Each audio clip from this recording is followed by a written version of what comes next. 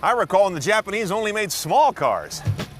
All right, let's drive one of their biggest, the 2014 Infiniti QX80 all-wheel drive, and check the tech. Now let's be honest, a QX80 is a great big blunderbuss of a thing, and its lines make no attempt to hide that. I mean, look at this face. What is this, Fudgy the Whale? And it's cut off like a blunt piece of lumber. Out the back, you got this pouty, jutting rear bumper. Nothing about this vehicle makes apologies for its presence.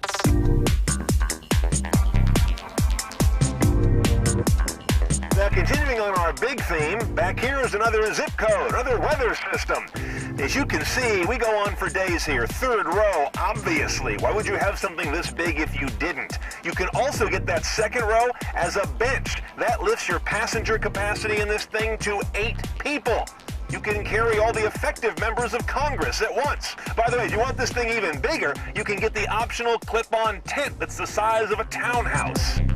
Now inside this big boy, it's kind of an ersatz luxury. I don't think Infiniti on this vehicle does the best job with plasterwood and plastichrome, but it does say fancy.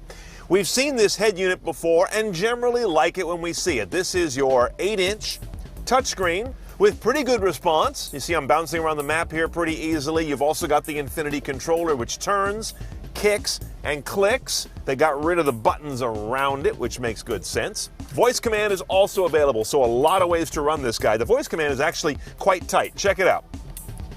Please say a command. Navigation. Navigation. Please say a Address. address. What state, please? California. California. Now, as you can see, it picks up what I say really quickly. The downside is when you get into the address, you've got to do state, city, street, number as independent little buckets. That's kind of old feeling at this point in history. But all in all, quite functional. Still a little bit childish looking display, good 3D flyby mode, and they do a nice job showing you what lane to be in when you get to one of those dicey freeway interchanges. So not a whole lot new there. And I will say this vehicle has about the best streaming Bluetooth I've heard, which is kind of saying something, because streaming Bluetooth doesn't sound real good. But this one does a great job of bringing it together, making good sense of the sound, and even bringing out things I don't hear in some other cars. That's impressive. Let's talk about some drive controls you don't have in every vehicle. First of all, this all-wheel drive controller right here with an automatic mode that you leave it in typically, 4-wheel high or push and turn to 4 low. You need to know about exactly nothing about off-roading to use this guy. Our shifter goes to a 7-speed automatic. The only choice, you have a shiftable gate over here that also gives you a little more of a sporty behavior. And notice when I go to reverse, you find a whole bunch of cameras go up here. This can also work for front view as well, which will do when you're creeping at low speeds. If you hit something in this car, you weren't looking. In fact, you probably had a blindfold on.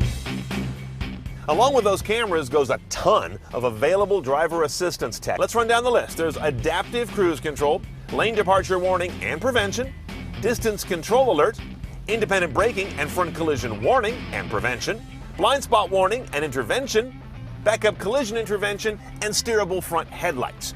You almost can't crash this thing. And power stuff galore in this vehicle. You got your power liftgate button over here. You've got power buttons here to drop the back seats almost violently. And there are power switches in the very back to raise and lower the seats in the 3rd row.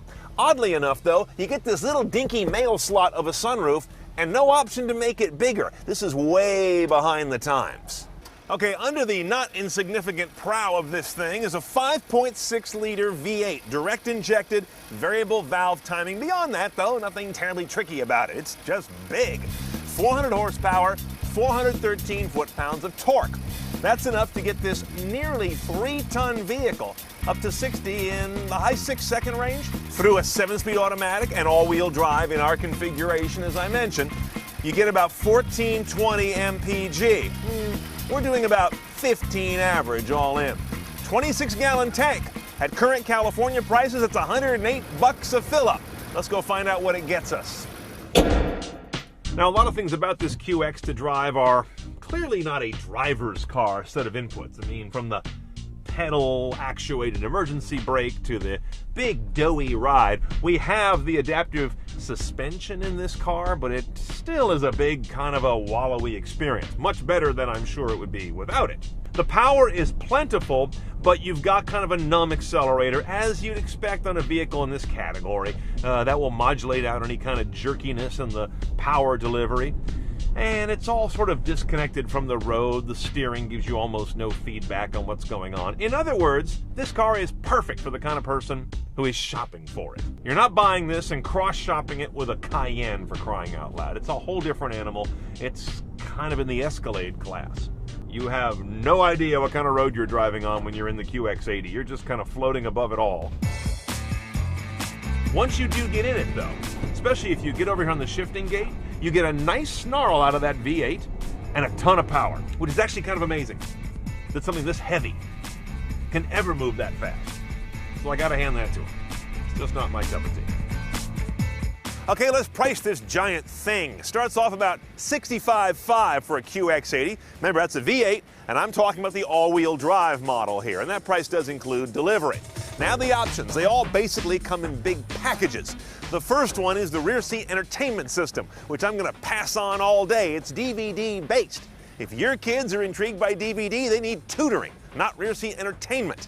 I am intrigued, though, more by the technology package, which includes all the driver assistance technologies, an amazing amount of them, for $3,250. And the last thing I'm on the fence on is this whole package that's deluxe touring, they call it, like $4,600. It gets you the adaptive suspension, which I think this vehicle needs. Also cooled seats, a bunch of interior trim upgrades, oh, and surround sound on your Bose audio system. Probably worth it, but there's an awful lot in there.